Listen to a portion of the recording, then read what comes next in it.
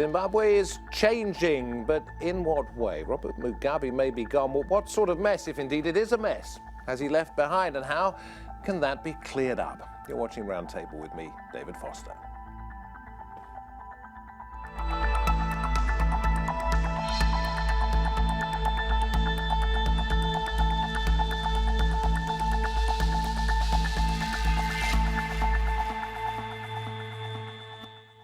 You know, he once said only God could remove him, but perhaps in this case God has moved in rather mysterious ways. The people have been celebrating, but like the rest of us, do they have any idea what's coming?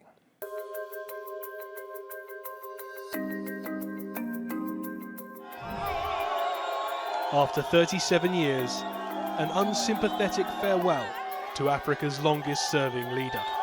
We are so happy. We're overwhelmed.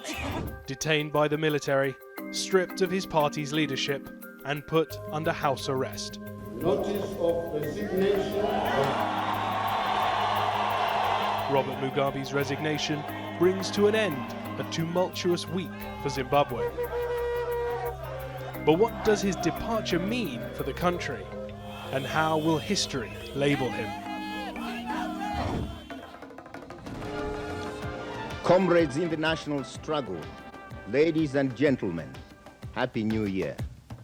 1980. Prime Minister Robert Mugabe addresses the nation after a peaceful transition to black majority rule. Initially heralded as a freedom fighter, Mugabe's authoritarian regime presided over the decline of Zimbabwe's once promising economy, and the government accused of widespread human rights violations. From the breadbasket of Africa to a country known more for poverty and repression. The final years of his rule have seen Zimbabwe's worst political crisis since its independence. Earlier this month, Mugabe sacked his vice president and potential successor, Emmerson Mnangagwa. Critics say Mugabe was clearing the way for his wife, Grace Mugabe, to take control.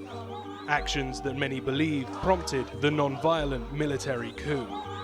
What the Zimbabwe Defense Forces is doing is to pacify a degenerating political, social, and economic situation in our country, which, if not addressed, may result in a violent conflict.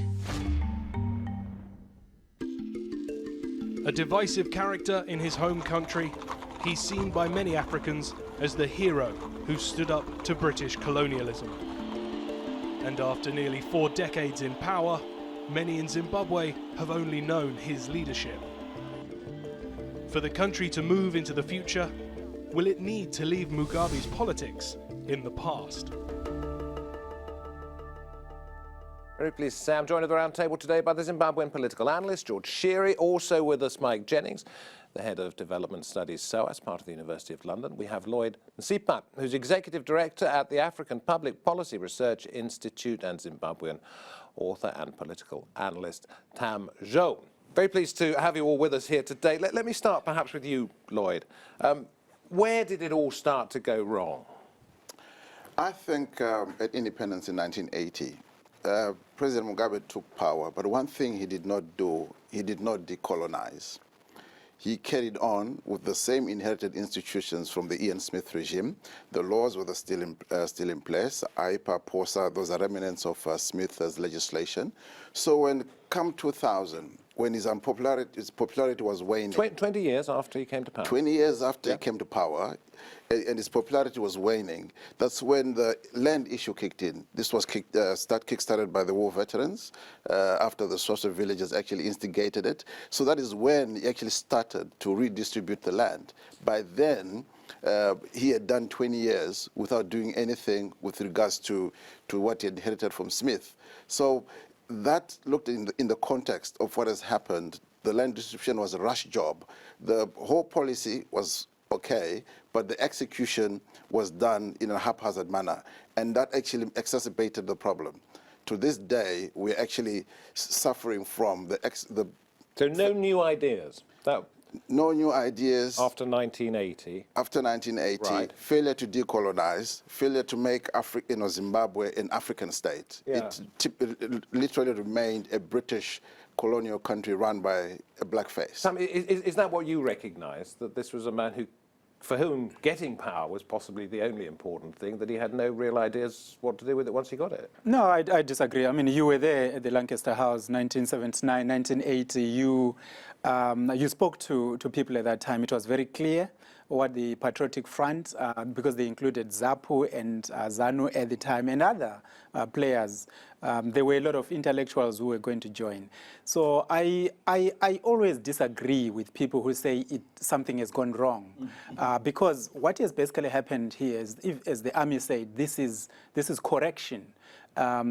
Anyone who says there's anything gone wrong... Sorry, let me jump in. This is a bankrupt country. Come on.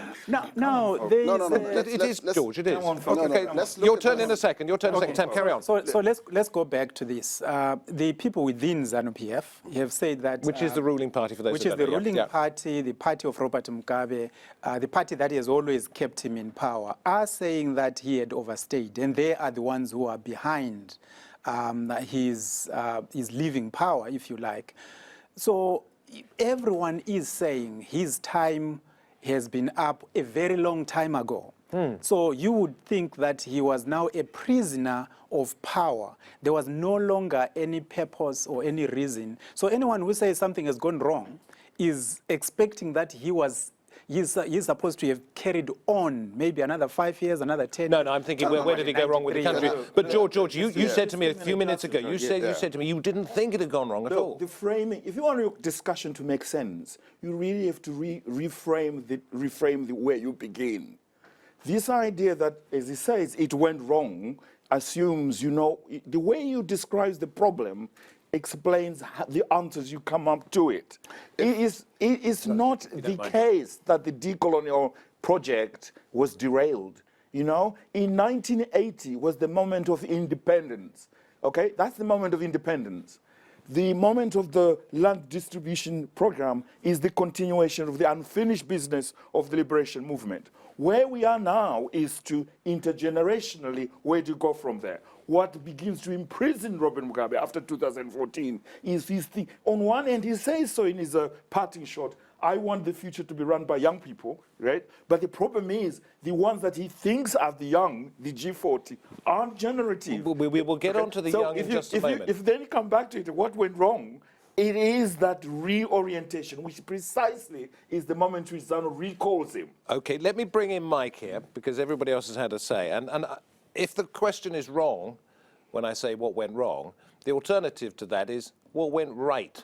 And did anything go right for Zimbabwe after independence? Well, I think firstly we need to, it's difficult at a time like this, but we do need to depersonalise it. What this is about is Zanu-PF determined to stay in power and a concerted effort to put in place someone new who can keep Zanu-PF in power. Once Mugabe could no longer keep that party in power, he was of no use, and so therefore he was deposed. So this was going to happen at some point. It could have happened 5 years ago. It could happen 5 years in the future. The catalyst, Grace Mugabe, isn't the cause of it, that just is the catalyst. And so we need to focus on Zanu-PF and think about its role as a liberation party, because the experience in Zimbabwe and with Zanu-PF is not dissimilar to the experience of liberation parties we can see elsewhere. So if we ask what went right, well, from the perspective of the Zanu-PF, what has gone right is they have stayed in power. They have managed... From the point of view of the Zimbabwean citizen who's not politically aligned, where did it go right? Are they better off now in any way than they were in 1980? Give us just a second.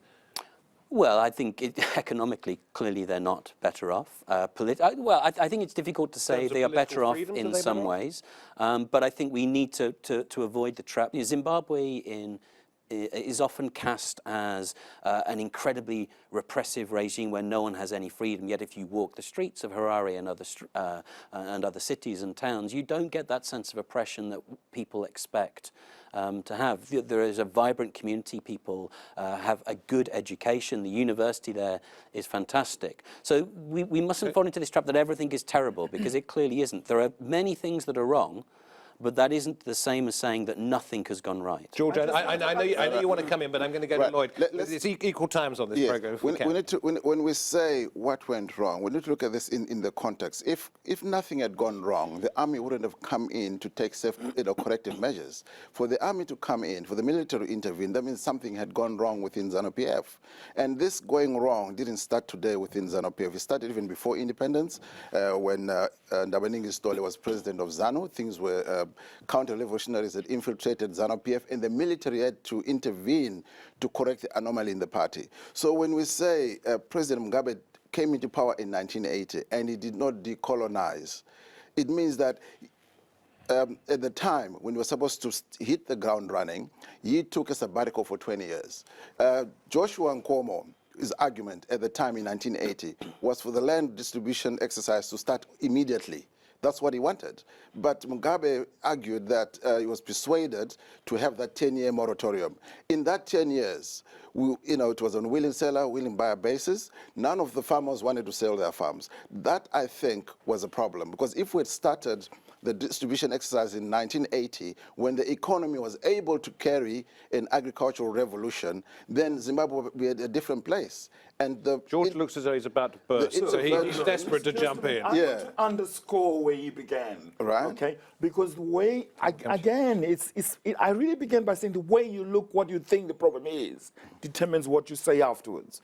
Everybody knows the first 10 years of Zimbabwe's independence was forestalled, if you like, slowed down by the anticipation. If anybody, whether they liked it or not, did anything about the land question, it would undermine the spectre of South Africa. Okay? Everybody knows that that's fact.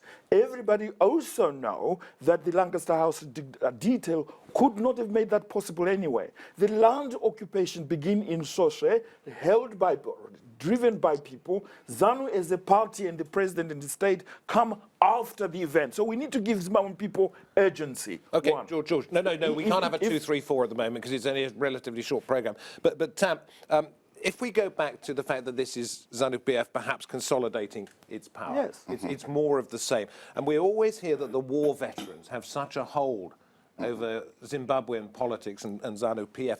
Why, when most of these people must be in their 70s now, are they an amorphous mass? Are they a real political movement? Are they just the nation's conscience? What are these war veterans politically these days?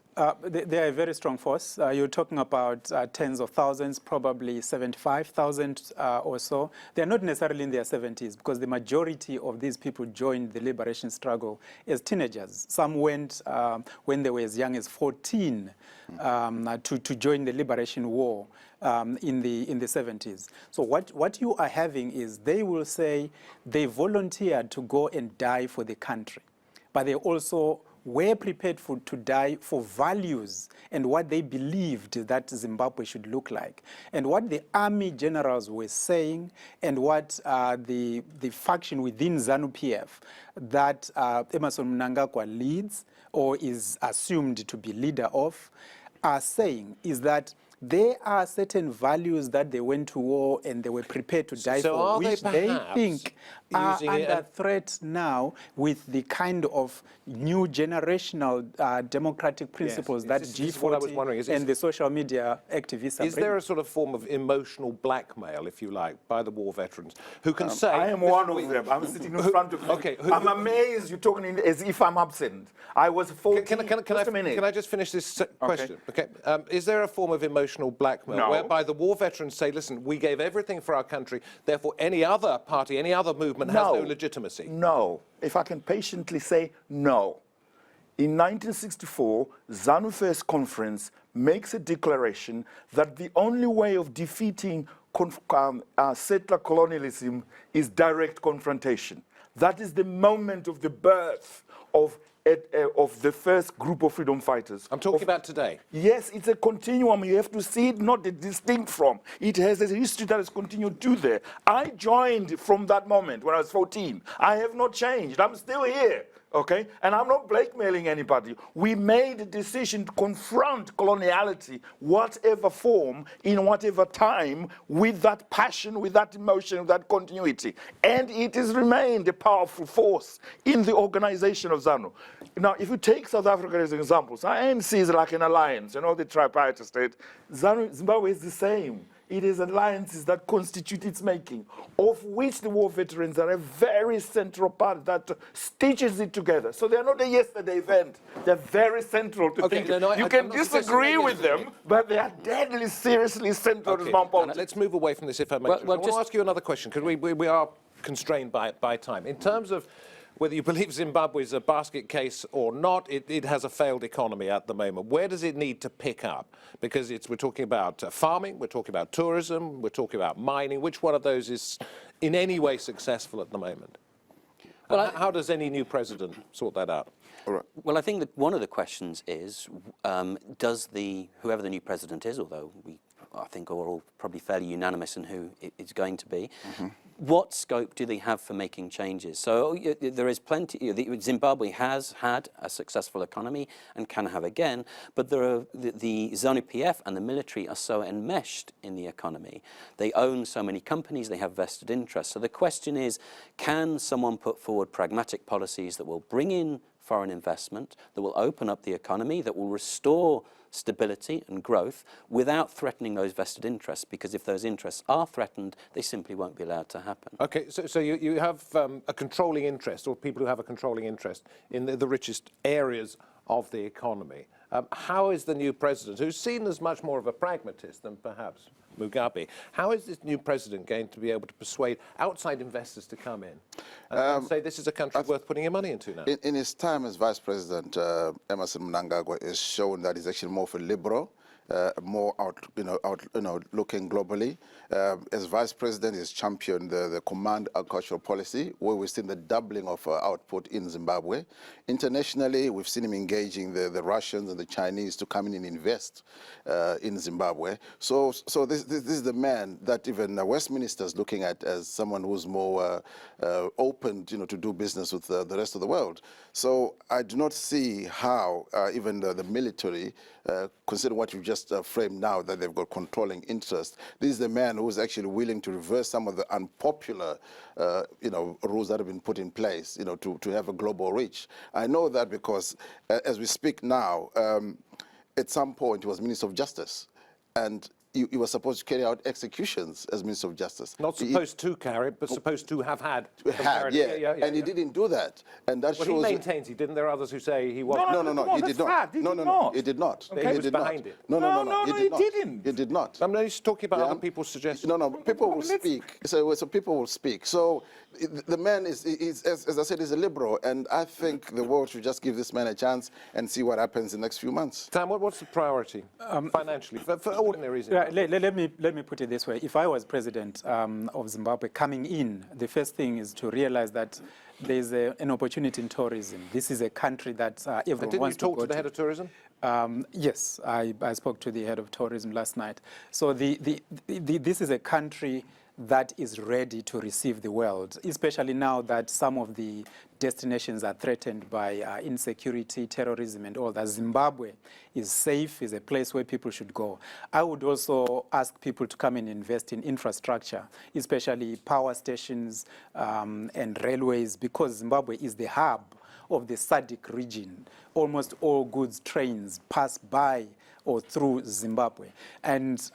And water as well. Zimbabwe, I would canalize the whole country, because there's no point in having a rainy season and water flows down to Mozambique and floods and causes havoc. So, but there's money, especially in the West. You can't put it in the offshore accounts anymore.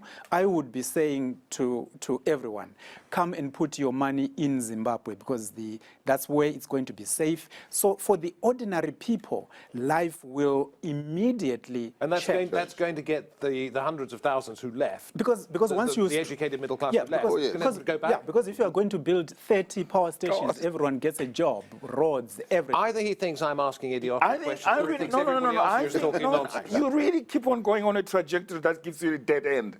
The question I asked him is quite important, because if you look at studies, independent studies, Sussex has done some, LSE has done some, around the success of the land distribution program and how much it's brought ordinary Zimbabweans out of poverty.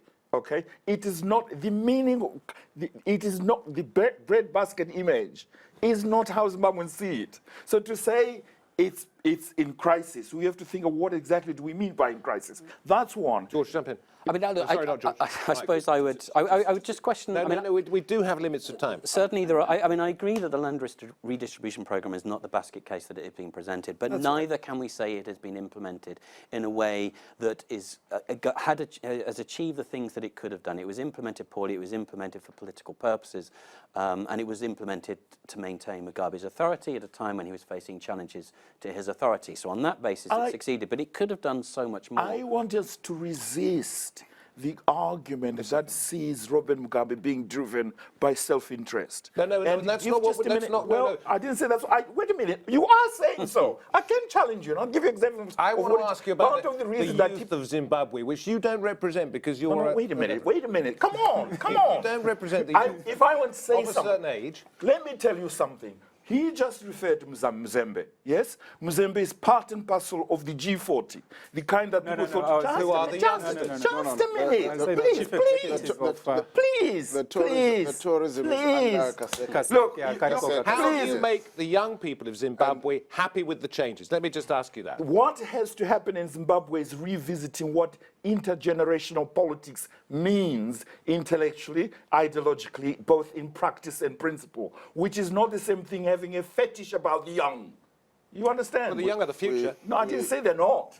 I've just said to you again, nobody in Zimbabwe is against intergenerational politics. That means putting the young at the center of it. Nobody is. The question is, what does that mean in practice?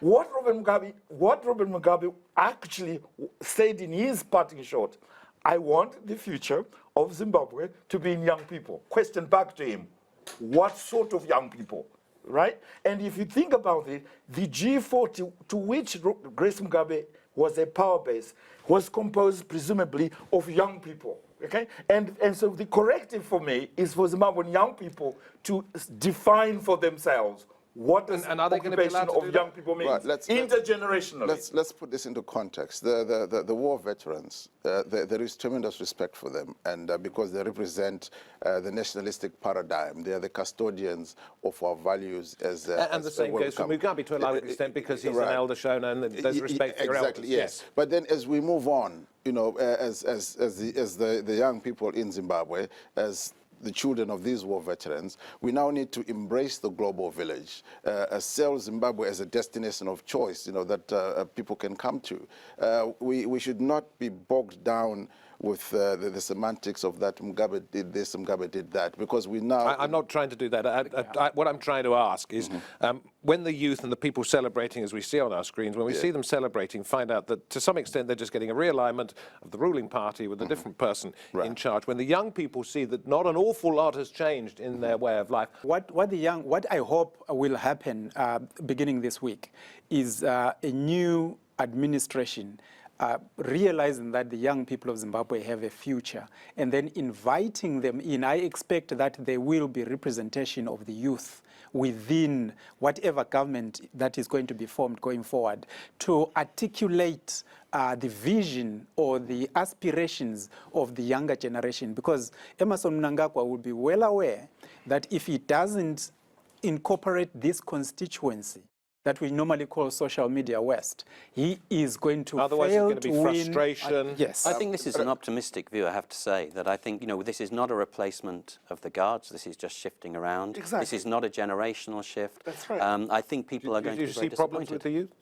Yes, because I think, we've seen this elsewhere, that when you unleash social tensions, it's very difficult to put them back in and contain them. Now, it can be done. The story of the Arab Spring really is one of protests and tensions unleashed, the momentum amongst the youth, and in some countries it was successfully contained. But it's introducing a new level of instability into the equation. And as people realise that their hopes have been dashed, I think that is going to generate more anger. Having seen a glimmer of light, having seen the door move slightly ajar when it's firmly shut back again, which I think it will be, then I think that will create very significant tensions. George, very quickly, because we're going to come into the end of the programme. Lloyd, I'm terribly sorry. Are we going to see a second revolution? If this is not a revolution, just a changing of the guard, is there going to be a second one? What I see is what I've been calling the struggle over the mind.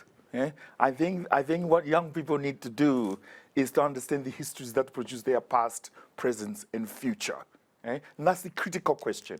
Zanu-PF is consolidated its power base. Okay, what Zanu-PF has been able to do, it is more united today than it has been over the last 30 years. Okay, it is able, and the thing about what the challenge that does is for young people to define for themselves in relation to the histories that have produced them, where they got from here. I'm afraid I don't hear much of that. Okay, I hear managerial argument. I hear an administration. It's important, but it's not the central question to address. It's going to be very difficult to stop you, George, I know, but unfortunately we have run out of time. We can continue this conversation. We'll probably have it on another day as well. I think the only thing we can agree on, and there have been a few disagreements, is that nothing is ever going to be the same in Zimbabwe again. Quite what the future holds, we will have to wait and see. From a very lively round table, I hope you've enjoyed watching it. I've enjoyed talking to my guests. From me, David Foster, and the team, see you next time. Bye-bye.